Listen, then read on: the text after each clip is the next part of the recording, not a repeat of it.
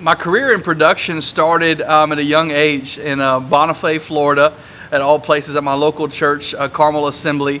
It began just out of a passion for all things movie, all things video, all things lights, camera, action. I just got interested in helping out my local church, serving in the sound booth, helping with videos, announcements, and transitions and things like that.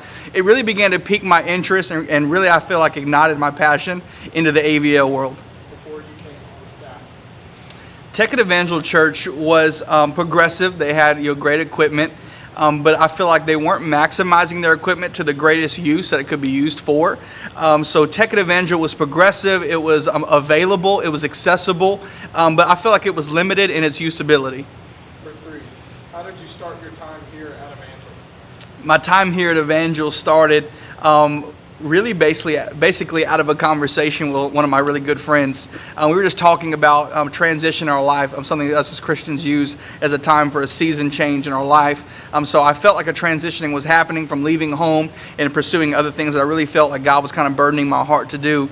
And my friend let me know about an opportunity coming up over here in Marion, Florida, which is about an hour away from where home was for me. But it really allowed me to step out from home base and kind of explore what AVL looked like on a kind of a grander scale in a new opportunity with a new church that had more of a desire to see progression in the way that production looked like inside of a church.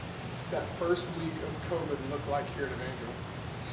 If you could look up overwhelmed in the dictionary, you probably would have found my face next to it and what the first week would have looked like. I was completely overwhelmed. I had jumped into a new position here at Evangel Church in Marianna, Florida. The first week of COVID, there was obviously a major shutdown here at the church. And there was really a tense feeling, not because we didn't know what to do, but we knew what we wanted to accomplish. It was just the overwhelmingness of the situation of how we're going to have it to accomplish it on a big scale, a big presence with all the different ministry capabilities. Begin to adapt to the challenges that COVID brought. The team that I led began to adapt to the challenges that I saw faced with us during COVID. In a very practical sense, we made adjustments. So just like a football team would make adjustments per quarter or per half, the different times that they would see, we made minor adjustments and changes that helped progress and I'd say enhance our online presence during COVID. Did COVID due to your personal skill set? My personal skill set was definitely stretched beyond what I even thought my capabilities were. During COVID, I was researching things I had no knowledge about. I was learning and adapting and evolving in my personal skill set, more so adding things to my tool bag, my AVL tool bag of things that I work on throughout the week here at Evangel, by adding things that COVID, I would have never thought I was doing a year prior to.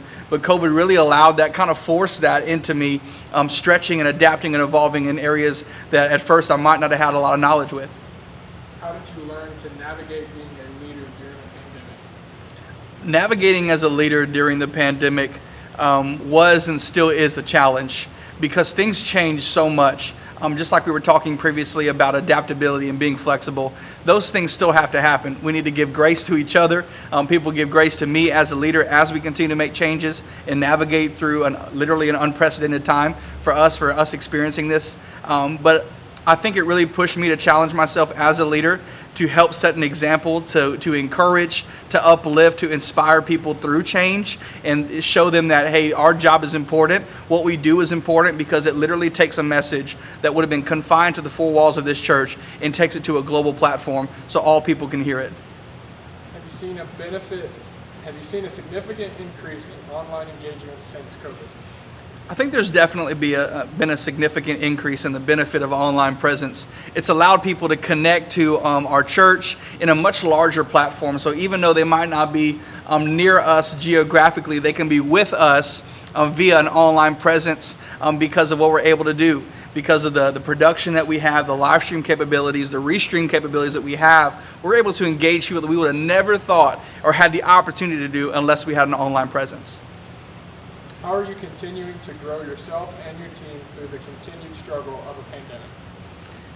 I think, alluding to what we talked about previously, unless we continue to be coachable and adapt and change and evolve and continue to grow and learn in our skill set, we'll never be able to maximize our productivity and our usefulness in whatever season that we face. So the times that I'm in now, leading through a pandemic, leading post a pandemic, I'm cultivating a team through a change where we're having to shoot more videos and have a greater online presence. It really challenges me as a leader to continue to navigate, continue to lead, continue to learn, continue to inspire, to rally people around me that can have a same vision, a same purpose that shows that productivity can be used in a great, powerful way as a ministry tool to continue to spread the message that we're trying to share.